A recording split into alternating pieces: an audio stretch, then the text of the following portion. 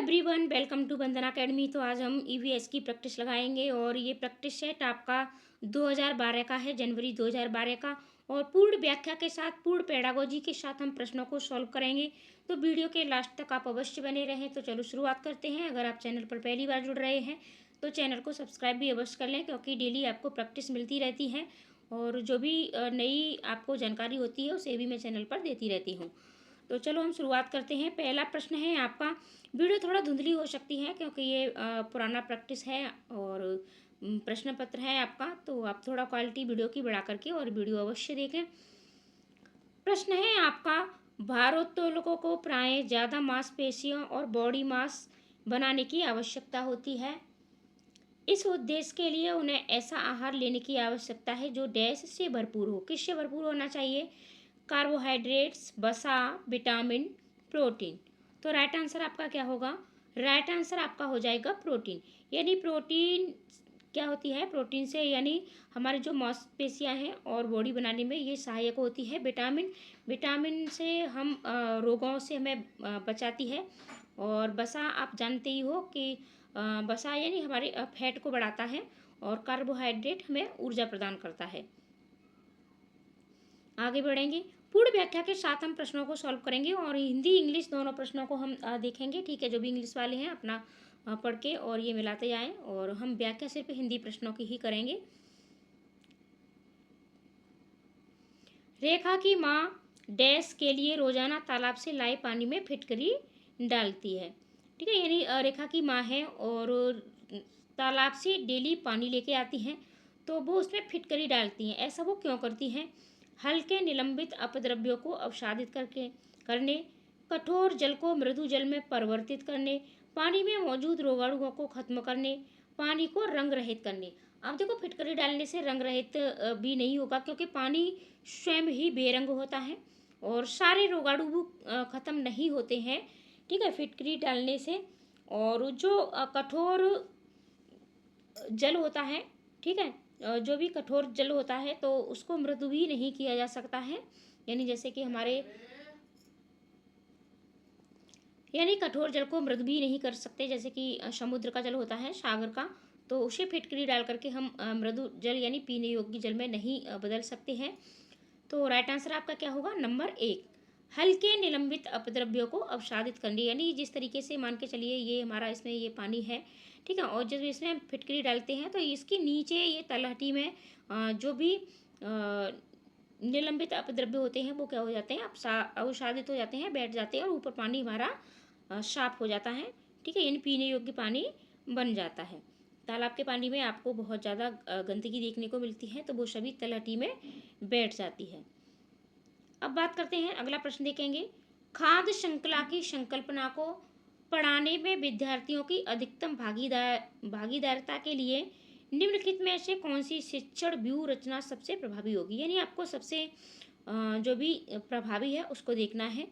श्यामपट्ट पर लिखी विभिन्न खाद्य श्रृंखलाओं के सभी उदाहरणों को देखकर लिखने के लिए विद्यार्थियों से कहना। जीवों के प्ले कार्ड्स बनाना और विद्यार्थियों के समूह को विभिन्न खाद्य श्रृंखलाओं को सोचते हुए उन्हें व्यवस्थित करने के लिए कहना। विभिन्न आवासों में चलने वाली संभावित खाद्य श्रृंखलाओं की खोज करने के लिए विद्यार्थियों को कहना। विद्यार्थियों को इंटरनेट से संबंधित जानकारी एकत्रित करने के लिए कहना। अब देखो, राइट आंसर आपका क्या होगा? सबसे पहले हम देखते हैं नंबर अपना ऑप्शन पहला, यानी श्यामपट्ट लिखी विभिन्न खाद्य श्रृंखलाओं के उदाहरणों को देखकर लिखने के लिए विद्यार्थियों को आप नहीं कहना है, क्योंकि खाद्य श्रृंखला की संकल्पना को आप बच्चों को पढ़ा रहे हैं। तो सबसे प्रभावी ये सबसे कम प्रभावी है कि आपने कोई भी खाद्य श्रृंखला और श्यामपट्ट पर बना दी है और श्यामपट्ट पर बना करके बच्चे उसको देखें और फिर उसको लिखें। फिर है आपका तीसरा, यानी विभिन्न आवासों में चलने वाली, यानी विभिन्न आवासों में चलने वाली खाद्य श्रृंखलाओं की खोज करने के लिए भी विद्यार्थी, देखो खोज आप बच्चों को, ये आपका पॉजिटिव पॉइंट है, लेकिन इस तरीके से नहीं कि विभिन्न आवासों में चलने वाली संभावित खाद्य श्रृंखलाओं, यानी संभावित जो भी खाद्य श्रृंखलाएं हैं। विद्यार्थियों को इंटरनेट से भी आपको कोई भी जानकारी एकत्रित करने के लिए नहीं कहना है। तो सबसे राइट आंसर आपका हो जाएगा नंबर 2, यानी जीवों के प्ले कार्ड्स बनाना और विद्यार्थियों को समूह को विभिन्न खाद्य श्रृंखलाओं को सोचते हुए उन्हें व्यवस्थित करने के लिए कहना। यानी आप जीवों के प्ले कार्ड्स बना सकते हो, जैसे आपने बना दिया है, जैसे ये हमारा हिरन हो गया, ठीक है, ये हमारा शेर हो गया, ठीक है, और ये घास का बना दिया। इस तरीके से हम कहीं कार्ड बनाते हैं और फिर इन कार्डों को पहले आप विद्यार्थियों को भी समूह में बांट दीजिएगा और फिर वो ये जो कार्ड हैं इनको क्या करें, खाद्य श्रृंखलाओं को सोचते हुए, यानी ठीक है, कौन कौन सी हमारी खाद्य श्रृंखलाएं हैं, तो उनको इन कार्ड को व्यवस्थित करने के लिए आप कहोगे। तो ये सबसे अच्छी आपकी शिक्षण व्यू रचना है। आगे बढ़ेंगे।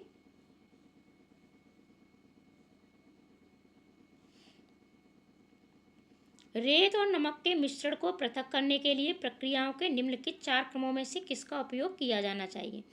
यानी आपकी ये 4 प्रक्रियाएं हैं, तो इसमें से सबसे सही कौन सी है ये आपको देखना है।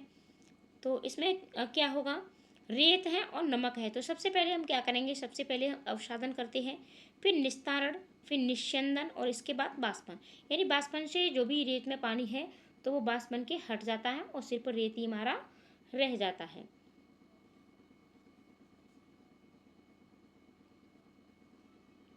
आगे बढ़ेंगे। अगला प्रश्न है, एक विज्ञान शिक्षिका श्वसन प्रकरण पढ़ाने के बाद परीक्षा का आयोजन करती है और ये देखती है कि अधिकांश विद्यार्थी श्वसन और सांस लेने के बीच अंतर को नहीं समझते हैं। ये किसके कारण हो सकता है। यानी श्वसन और सांस लेने के अंतर को वो नहीं समझते हैं, दोनों को वो एक ही मान लेते हैं, तो ये किसके कारण हो सकता है। वह उनकी कक्षा अध्यापिका नहीं है, ये तो बिल्कुल भी नहीं होगा।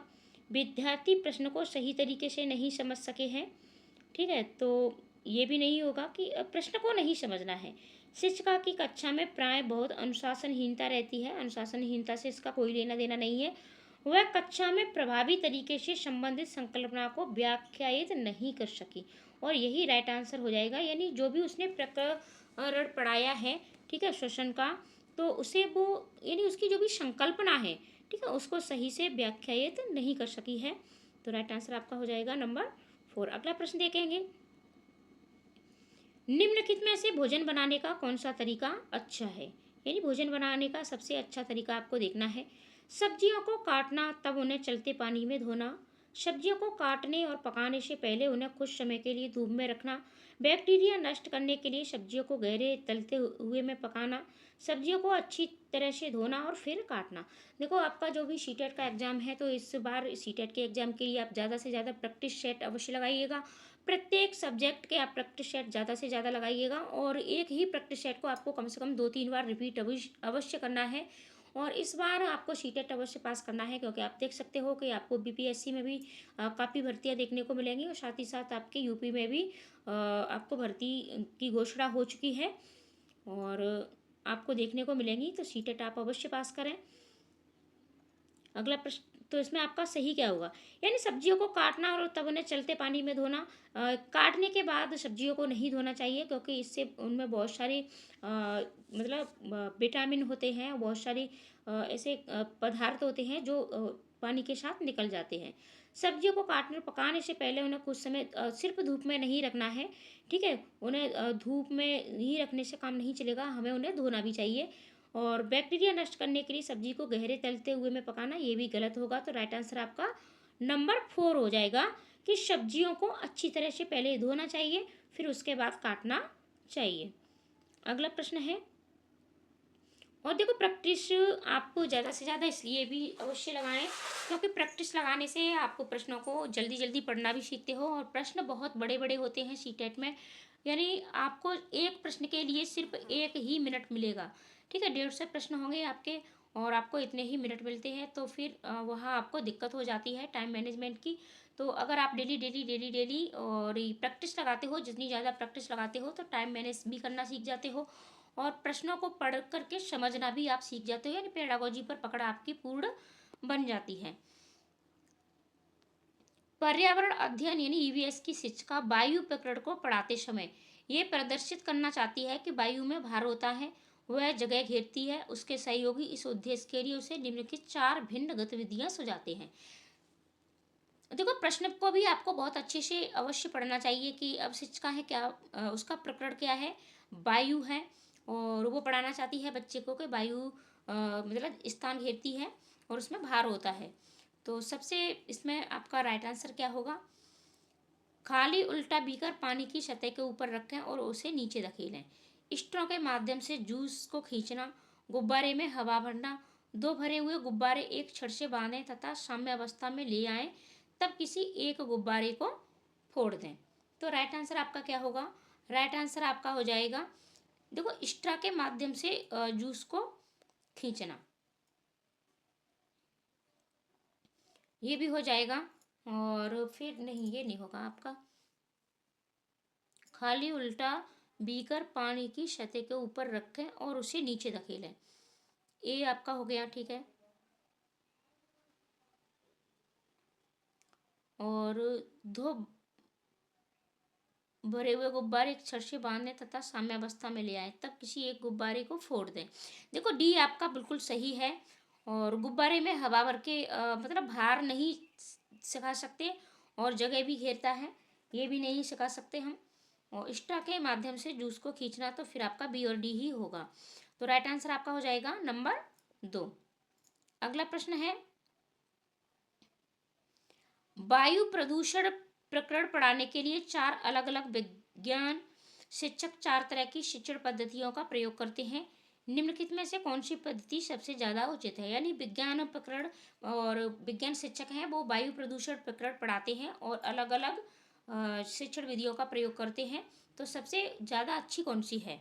विद्यार्थियों को वायु प्रदूषण पर वृत्तचित्र दिखाना, विद्यार्थियों से कहना कि वे दीपावली से पहले के और बाद में वायु के नमूने इकट्ठे करें और इनकी गुणवत्ता का अध्ययन करते हुए निष्कर्षों को सारणीकृत करें। विद्यार्थियों को पाठ्यपुस्तक में से प्रकरण का सस्वर पठन करने के लिए कहना और संकल्पना शब्दावली का अर्थ स्पष्ट करना। प्रकरण पूरा करने के बाद अभ्यास में दिए गए सभी प्रश्नों के उत्तर लिखना। अब देखो सभी प्रश्नों के उत्तर लिखने के लिए कहना, ये ज़्यादा आपकी बेस्ट प्रणाली नहीं है। और पाठ्यपुस्तक में से प्रकरण के सस्वर पठन करवाने के लिए कहना, ये भी आपका नहीं होगा। और वायु प्रदूषण पर एक वृत्त चित्र दिखाने से, तो ये भी आपका ज़्यादा उचित नहीं है, ये भी मतलब ज़्यादा अच्छी आपकी शिक्षण विधि नहीं है।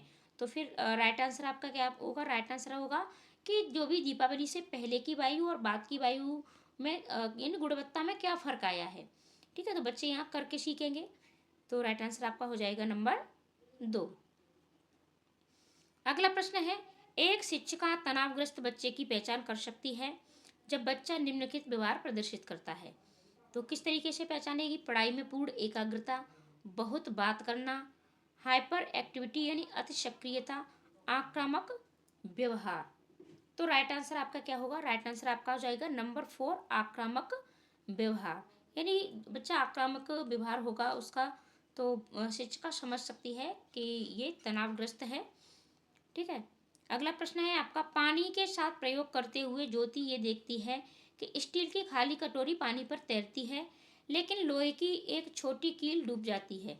इसे डैश तथ्य द्वारा व्याख्यायित किया जा सकता है। और ये प्रश्न आपका कई बार सीटेट में पूछा भी गया है।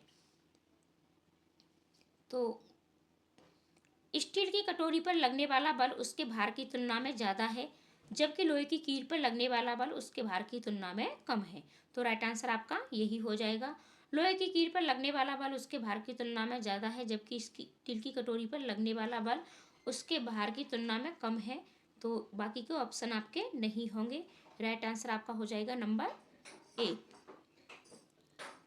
अगला प्रश्न है आपका, निम्नलिखित में से जीवन प्रक्रियाओं का कौन सा युग्म पेड़ पौधों और जीव जंतुओं दोनों में मिलता है। यानी जीवन प्रक्रियाओं का युग्म, यानी जो पेड़ पौधों में भी सेम है और मनुष्यों में भी सेम है। यानी जीव जंतुओं में और पेड़ पौधों में, मनुष्य और जीव जंतु ये जीव जंतुओं में पूछा गया है। प्रजनन और भोजन बनाना। अब देखो प्रजनन पेड़ पौधे भी होता है, ठीक है, लेकिन भोजन नहीं बनाते हैं, जीव जंतु भोजन नहीं बनाते हैं, भोजन हमारे सिर्फ पौधे बनाते हैं। प्रजनन और अंकुरण। अब देखो प्रजनन तो करते हैं जीव जंतु, लेकिन अंकुरण नहीं करते हैं। और वृद्धि और प्रजनन वृद्धि और भोजन बनाना। तो राइट आंसर आपका हो जाएगा नंबर 3। ठीक है, यानी वृद्धि और प्रजनन, यानी दोनों ही बढ़ते हैं और दोनों ही प्रजनन करते हैं। अगला प्रश्न है, अंजलि की सहेली दांतों में क्षय से बचने के लिए निम्नलिखित 4 तरीके बताती है। दिन में 2 बार ब्रश करें, इनेमिल कम न हो इसके लिए ब्रेसेस पहने, मिठाई, चॉकलेट्स और कार्बन डाइऑक्साइड युक्त पेय पदार्थ न लें, हर खाने के बाद कुल्ला करें। अंजलि को उपयुक्त तरीकों में से किसका अनुपालन करना चाहिए? अब देखो, इसमें से ये 4 तरीके बताए हैं, तो इनमें से किसका अनुपालन करना चाहिए? A B C D और D E B। ठीक है, दिन में 2 बार ब्रश अवश्य करना चाहिए, और मिठाई, चॉकलेट आदि पदार्थ हैं आपके, इनसे भी बचना चाहिए, और हर खाने के बाद कुल्ला भी अवश्य करना चाहिए। और ये ब्रेसेस पहनना ये ज़्यादा अच्छा नहीं है। ये 3 तरीके बेस्ट हैं।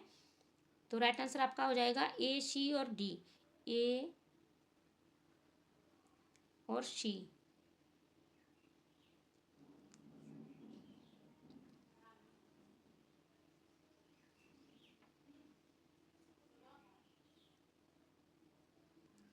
इसमें आपका A, B और D दिया गया है। C, D और A। C, D और A। ठीक है, तो राइट आंसर आपका हो जाएगा नंबर 1। C, D और A, थोड़ा ये कंफ्यूज हो गए। ठीक है, इस तरीके से दिया गया है। A C D नहीं दिया गया है, आपका C, D और A दिया गया है। अगला प्रश्न है, नीचे दिए गए वन आरेख का अध्ययन कीजिएगा। ठीक है, इस वन आरेख का आपको अध्ययन करना है। जमीन पर रहने वाले जीव जंतु और पानी में रहने वाले जीव जंतु, और ये अंडे देने वाले जीव जंतु। अब देखो, ये गोला क्या है? तो ये गोला आपका पानी में रहने वाले जीव जंतुओं को दर्शाता है। ठीक है, और ये वाला आपका जमीन पर रहने वाले जीव जंतुओं को दर्शाता है, और ये आपका अंडे देने वाले। अब देखो, ये क्या है कि ये इन तीनों में आ रहा है। ठीक है, ये वाला बीच में। तो अब ये यानी ऐसा कौन सा जीव है जो ज़मीन पर भी रहता है, पानी में भी रहता है और अंडे देता है? तो ये चीज़ें हमको देखनी है। तो राइट आंसर आपका हो जाएगा नंबर 4, मगरमच्छ। यानी मगरमच्छ आपका पानी में भी रह सकता है और ज़मीन पर भी रहता है, और साथ ही साथ वो अंडे देता है। तो राइट आंसर आपका हो जाएगा नंबर 4। अगला प्रश्न है, डैश के लिए मछली घर यानी एक्वेरियम में हवा वाला पंप रखा जाता है। तो किसके लिए रखा जाता है? जलीय पौधों को अधिक कार्बन डाइऑक्साइड उपलब्ध कराने, अधिक ऑक्सीजन को पानी में घुलने देने, मछली घर को शोभा बढ़ाने, पानी को साफ करने के लिए। तो राइट आंसर है आपका नंबर 2, यानी अधिक ऑक्सीजन को पानी में घुलने के लिए। अगला प्रश्न देखेंगे, जब एक मछली को पहले से उबले लेकिन कमरे के तापमान पर ठंडे किए गए पानी से भरे एक्वेरियम में डाला जाता है तो वह मर जाती है। ऐसा इसलिए होता है क्योंकि मछली का यानी मछली घर एक्वेरियम का पानी ऑक्सीजन रहता है, मछली द्वारा पीने के योग्य नहीं है, खनिज रहता है, मछली के तैरने के योग्य नहीं है। तो ऐसा क्यों होता है? तो ऐसा इसलिए होता है क्योंकि वो खनिज रहित है, यानी उबले हुए पानी में से जो भी मतलब खनिज होते हैं वो उसमें से हट जाते हैं। अगला प्रश्न है, निम्नलिखित में से कौन सा चांद की सतह की विशेषताओं के बारे में सबसे अच्छा वर्णन करता है? पानी नहीं है, पर्याप्त हवा, ऊंचे पहाड़, पानी नहीं, गहरे गहिर ऊंचे पहाड़, हवा नहीं, गुरुत्व नहीं, पानी नहीं, हवा नहीं, गुरुत्व नहीं, समतल सतह। तो राइट आंसर आपका क्या होगा? राइट आंसर आपका हो जाएगा नंबर 2, यानी यहाँ पानी भी नहीं है, गहरे गहरे गड्ढे हैं और ऊंचे पहाड़ हैं। अगला प्रश्न है, आरती एक पोस्टर पर एक बीमारी की रोकथाम से संबंधित निम्नलिखित सावधानियां पढ़ती है। अपने आसपास पानी को जमा न होने दें, पानी के बर्तनों, कूलर और टंकियों को साफ रखें, यदि कुछ जगहों पर पानी इकट्ठा हो जाता है तो तेल का छिड़काव करें, स्वयं के बचाव के लिए जाली का प्रयोग करें। पोस्टर का उद्देश्य है डैश के फैलने के बारे में जागरूकता पैदा करना। अब देखो, जहाँ ज़्यादा पानी जमा हो जाता है तो क्या होगा?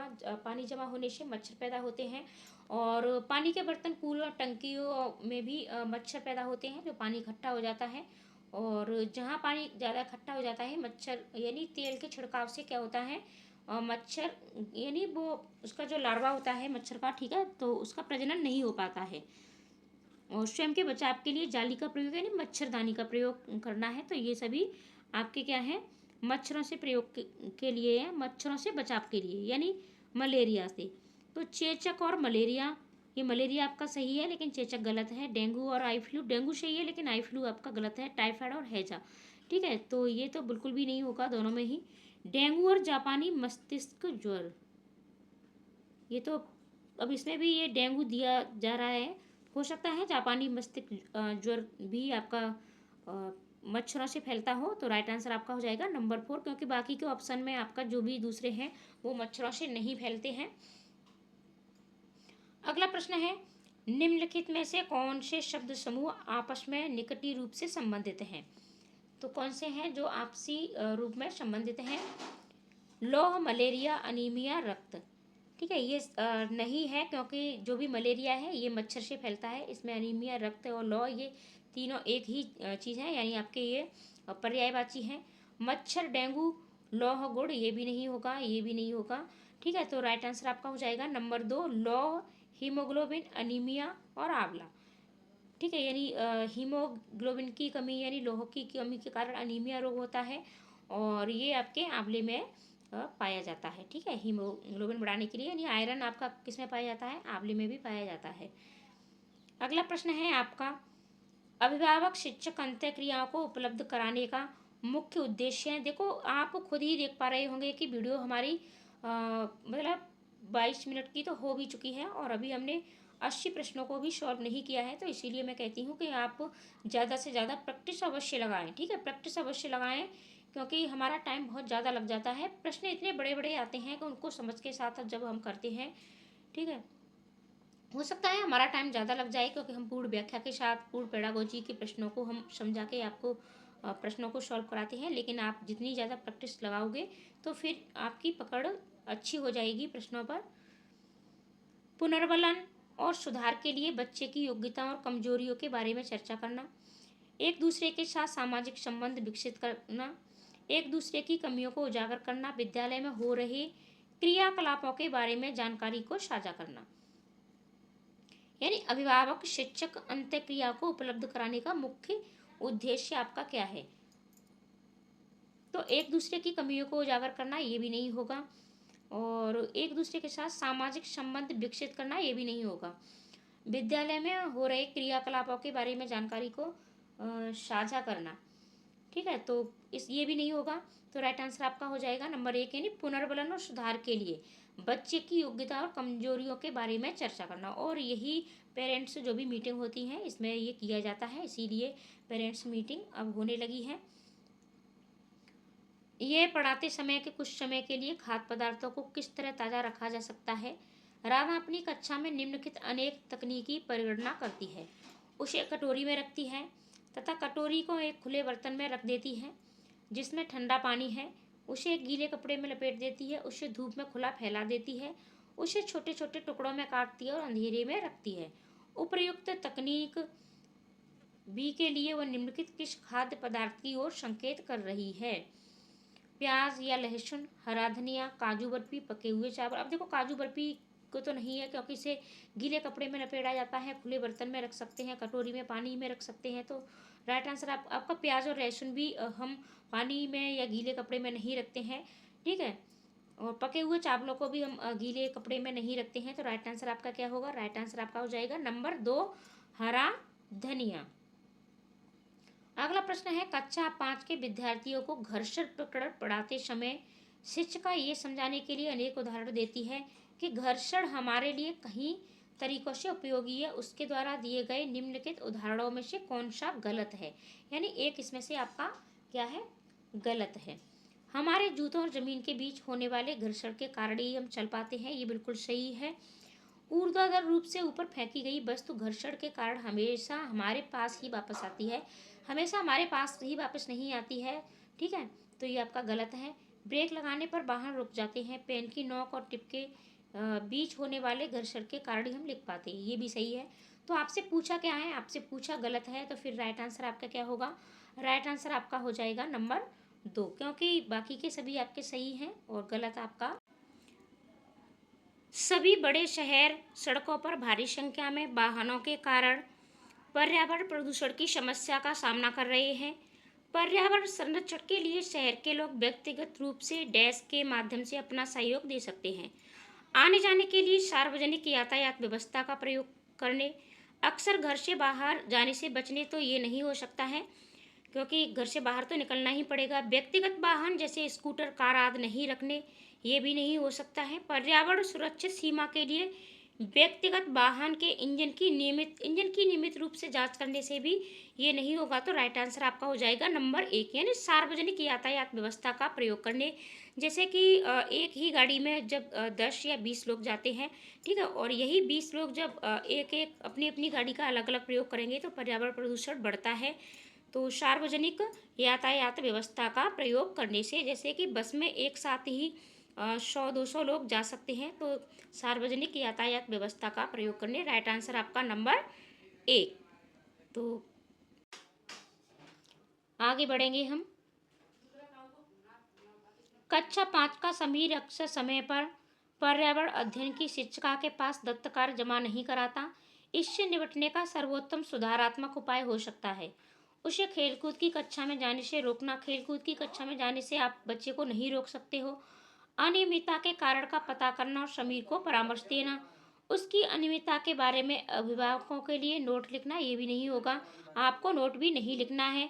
इस बात के विषय में प्रधानाचार्य को सूचित करना, तो ये भी नहीं होगा। राइट आंसर आपका हो जाएगा नंबर 2, यानी अनियमितता के कारण का आपको पता लगाना है और फिर आप बच्चे को परामर्श दे सकते हो। अगला प्रश्न है, वायु हर जगह है प्रकरण पर पढ़ाते समय एक शिक्षक विद्यार्थियों से निम्नलिखित प्रश्न पूछता है। वायु हर जगह है प्रकरण पढ़ाते समय एक शिक्षक विद्यार्थियों से निम्नलिखित प्रश्न पूछता है। क्या मृदा में वायु है? क्या पानी के अंदर वायु है? क्या हमारे शरीर में वायु है? क्या हमारी हड्डियों में वायु है? शिक्षक विद्यार्थियों में से निम्नलिखित में से कौन सा कौशल विकसित करने का प्रयास कर रहा है? चिंतन, संवेगात्मक, अवलोकन कौशल या वर्गीकरण कौशल। देखो, वर्गीकरण नहीं है, यानी आपको किसी चीज़ का वर्गीकरण भी नहीं करना है। अवलोकन, बच्चा किसी चीज़ का अवलोकन भी नहीं कर रहा है। और संवेगात्मक तो बिल्कुल भी नहीं है।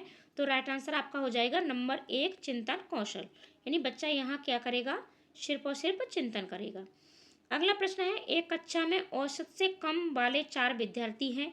उन्हें अन्य विद्यार्थियों के समान लाने के लिए निम्नलिखित में से कौन सी व्यूह रचना सबसे प्रभावी होगी? यानी व्यूह रचना का अर्थ है आपकी शिक्षण विधि। उनके अधिगम के कमजोर क्षेत्रों की पहचान करना और उसके अनुसार सुधारात्मक उपाय उपलब्ध कराना। ये सुनिश्चित करना कि वे नियमित रूप से विद्यालय आए। उन्हें घर पर करने के लिए अतिरिक्त दत्त कार्य देना। उन्हें अगली पंक्ति में बैठाना और उनके काम का लगातार पर्यवेक्षण करना। तो राइट आंसर आपका क्या होगा? राइट आंसर आपका हो जाएगा नंबर 1, यानी उनके अधिगम के कमजोर क्षेत्रों की आपको पहचान करनी है और उसके अनुसार सुधारात्मक उपाय भी बच्चे को उपलब्ध कराने हैं।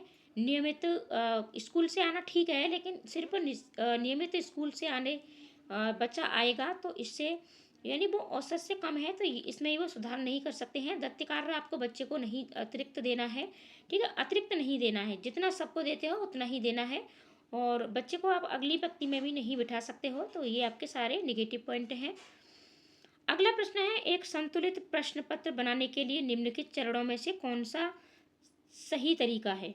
डिजाइन तैयार करना, प्रश्न पत्र लिखना, अंक की योजना तैयार करना, ब्लूप्रिंट से मिलान करना। प्रश्न लिखना, उनका संपादन करना, डिजाइन से मिलान करना, ब्लूप्रिंट तैयार करना, अंक योजना। प्रश्न लिखना, ब्लूप्रिंट तैयार करना, डिजाइन से मिलान करना, अंक योजना। डिजाइन तैयार करना, ब्लूप्रिंट तैयार करना, प्रश्न लिखना, उनका संपादन करना, अंक योजना लिखना। तो राइट आंसर आपका हो जाएगा नंबर 4। अगला प्रश्न है आपका, एक कक्षा के अनुभाग को पेट्रोलियम और कोयले के भंडारों में रिक्तीकरण प्रकरण पढ़ाने के लिए मल्टीमीडिया कैप्सूल का प्रयोग किया गया, जबकि अनुभाग बी को ग्रीन बोर्ड पर आरेख बनाते हुए पढ़ाया गया। बाद में ये पाया गया कि अनुभाग अ के विद्यार्थियों ने बेहतर सीमा तक प्रकरण को समझ लिया।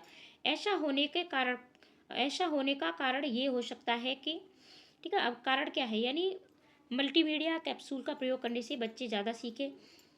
तो राइट आंसर आपका क्या होगा? बहुउपागम दैनिक जीवन स्थितियों से अधिक नज़दीक है। मल्टीमीडिया सामग्रियों का प्रयोग अपेक्षाकृत अधिक मितव्ययी है। दृश्य श्रव्य सामग्रियाँ बेहतर संधारण के लिए सभी इंद्रियों को शामिल करती हैं। ग्रीन बोर्ड एक अच्छी दृश्य सामग्री नहीं है। तो राइट आंसर आपका हो जाएगा नंबर 3, यानी दृश्य शब्द जो सामग्रियाँ होती हैं, तो बच्चे यानी अपनी सभी इंद्रियों को उसमें शामिल करते हैं, सुनना, देखना और रुचि, ठीक है, ये सभी का वो प्रयोग करते हुए चीज़ों को सीखते हैं।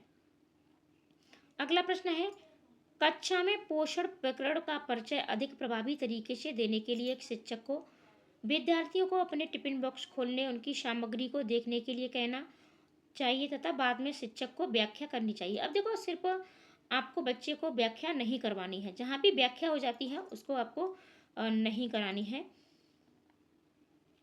पोषक तत्वों से भरपूर विभिन्न भोजन के उदाहरण देने चाहिए। श्यामपट्ट पर पाचन तंत्र का आरेख बनाना चाहिए। मानव दांतों का प्रतिरूप देखो, मानव दांतों का प्रतिरूप भी नहीं होगा, श्यामपट्ट पर पाचन तंत्र का आरेख भी नहीं बनाना होगा, और भरपूर विभिन्न भोजन के उदाहरण भी नहीं, ये भी नहीं होगा आपका। तो राइट आंसर आपका हो जाएगा नंबर फर्स्ट ही हो जाएगा आपका, क्योंकि विद्यार्थियों जो भी अपना भोजन लाए हैं तो उन सभी के भोजन विद्यार्थी नहीं, अपने भोजन के साथ साथ दूसरे बच्चों के भी भोजनों को देखेंगे, और फिर टीचर उनकी व्याख्या करेगा कि कौन सा हमारे लिए कितना पोषक है। अगला प्रश्न है आपका, शामिल करना, ठीक है, यानी एंगेज, खोजबीन करना, एक्सप्लोर, व्याख्या करना, एक्सप्लेन, विस्तार देना, एक्लोबोरेट और मूल्यांकन करना विज्ञान के प्रभावी शिक्षण से जुड़े 5 महत्वपूर्ण, ठीक है, ईएस हैं। अंकुरण के लिए आवश्यक स्थितियों की संकल्पना से जुड़े व्यावहारिक अनुभवों को विद्यार्थियों को उपलब्ध कराते समय एक विज्ञान शिक्षक उनसे निम्नलिखित गतिविधियां करने के लिए कहती है। बीजों को रात भर पानी में रखें और उन्हें सूती गीले कपड़े में रखें। 2 दिनों बाद बीजों का अवलोकन करें और आए परिवर्तनों को रिकॉर्ड करें। पुस्तक पढ़ें और दिए गए कार्यपत्रक का काम करें।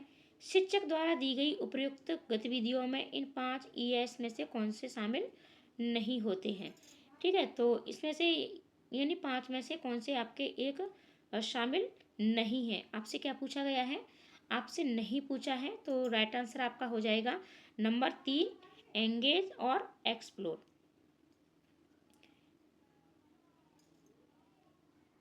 अगला प्रश्न है आपका, और ये आज का आपका लास्ट प्रश्न है। भारत में समृद्ध वनस्पति जात और प्राणी जात के बारे में पढ़ाने के बाद विद्यालय द्वारा प्राथमिक कक्षाओं के विद्यार्थियों को रणथंभौर राष्ट्रीय उद्यान ले जाया जाता है।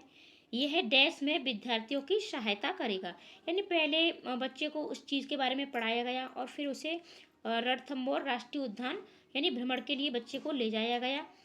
तो ये किस में सहायता करेगा, कक्षीय अधिगम को वास्तविक जीवन परिस्थितियों के साथ जोड़ने, पर्यावरण संरक्षण के लिए कौशलों के विकास, बाहरी भ्रमण में दोस्तों के साथ मजा लेने, प्रकृति के प्रति सम्मान विकसित करने। और ये प्रश्न हम आपके लिए देते हैं, कमेंट करके आप अवश्य बताएं कि इसका उत्तर क्या होगा। तो मिलते हैं अगली वीडियो में अगले प्रैक्टिस के साथ। डेली आपको चैनल पर प्रैक्टिस मिलते रहेंगे, आप प्रैक्टिस लगाते रहें और चैनल पर बने रहें।